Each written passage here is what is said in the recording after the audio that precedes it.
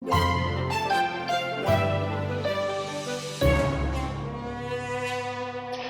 welcome to Brady's Blunders, where I show you the mistakes in my games, hoping you don't make the same ones in yours.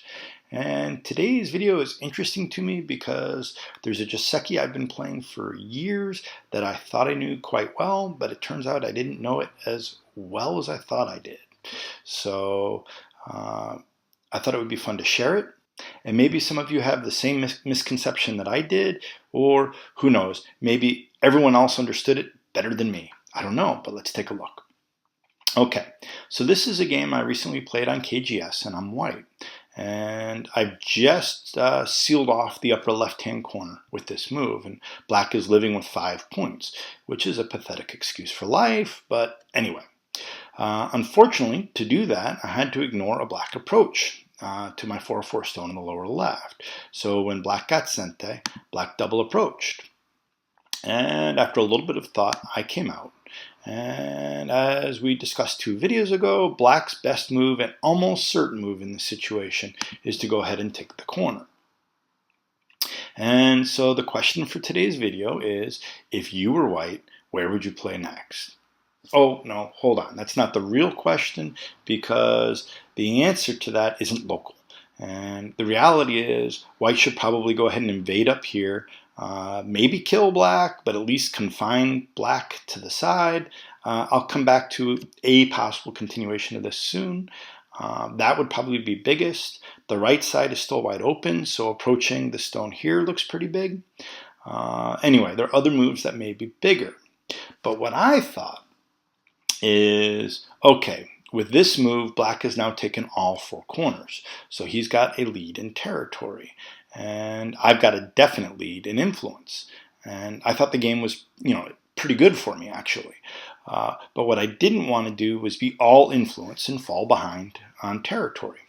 And so my goal was, I'll go ahead and pick up some territory, maintain my influence advantage, and and carry the game from there. It may not have been the best plan, but at least it was a plan. So what I decided is I wanted to get some points on the left-hand side and, sure cash, if you will. So if you were white and that was your plan, where would you play next?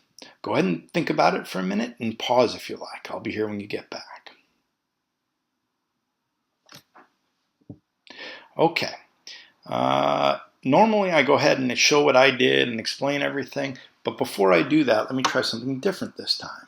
What if this stone, instead of being white, was black? And now, again, you're white and you want to play on the left-hand side. Where would you play? Is it the same answer as before? Does looking at it this way make you want to change your answer from before? Okay. Let's come back to the original problem, which was a white stone there.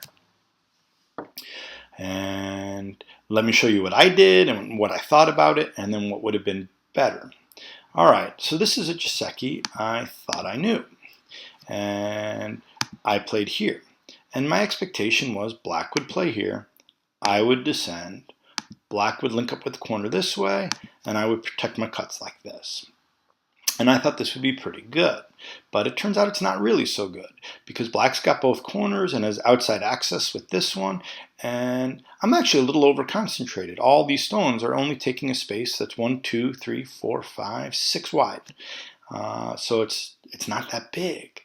And black gets sente. So this would have been okay if I got exactly what I wanted, but not great by any stretch. So what should I have played? And it turns out I should have played this. Now, this is a move that when I was 5K, that's what I would have played, right? I want to split this black stone from this black stone, so I'll play here and split it directly. But then I learned that this makes bad shape, and so, try not to play it. But it turns out that's just me misunderstanding, right? Because if black plays this way and I just come out, and black plays Hane, I connect. Now black can play here, but more likely black's going to want to control come out on the right-hand side. So it might go something like this.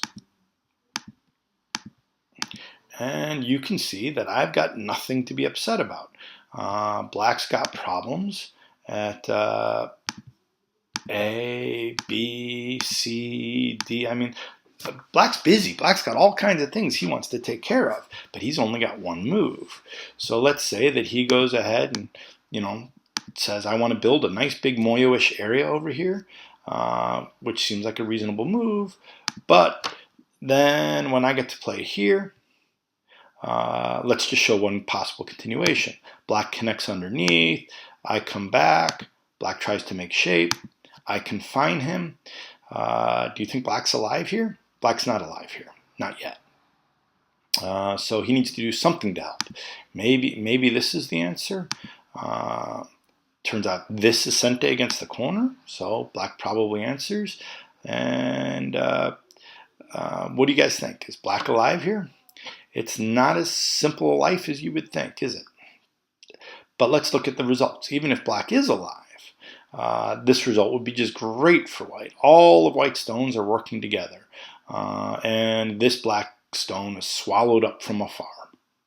And White doesn't have much to worry about. But Black still has problems. He's not going to be able to secure everything because there's a cut here, a shoulder hit here. Black will get reduced. The game is fine for White. And this would have been good.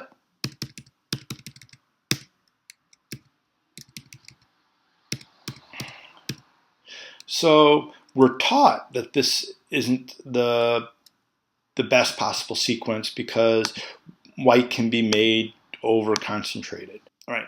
The sort of natural move for White is to play a move like this, but then you can see that these two stones are doing nothing, an incredible inefficiency. So that's why this result is considered undesirable, and generally people will play a move here, right? Thinking that at least White is still controlling the outside. If Black spends the time to go ahead and capture the single stone, it's not that big a deal.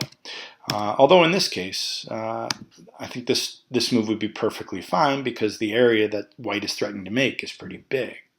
But that's, in general, why we don't like this shape, is it feels inefficient. But when Black is all alone, it's not such a big deal. After all, it's my stone that's over here. It's Black that's under a really serious attack. So this wouldn't be the end of the world. And actually, like I said, Black is probably going to want to play up this way anyway.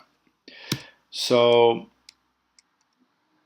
let's come back to how else I showed the other variation where this stone was Black.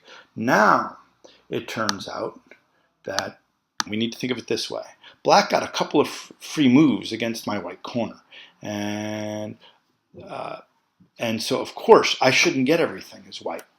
That's just not reasonable, especially when there's other Black stones surrounding. So the point of this move is make a light shape. And if I can make a light shape at the same time that I get to attack a Black stone like this, then that would be a really reasonable result. I'd be quite happy. These stones can't be attacked easily. This stone is sitting alone. To recap, A is good to make a light shape. It's good for the safety of the White stones. And B is best if I want to attack this Black stone and build a wall that's useful. And it all depends on the outside stones. And once I learned A, and this is the truth, once I learned the move at A and that joseki, I don't think I've ever played B since. But it turns out that that's wrong. B has its time and place, and its time and place is right now with this shape. Anyway, thanks for watching. I'll see you next time.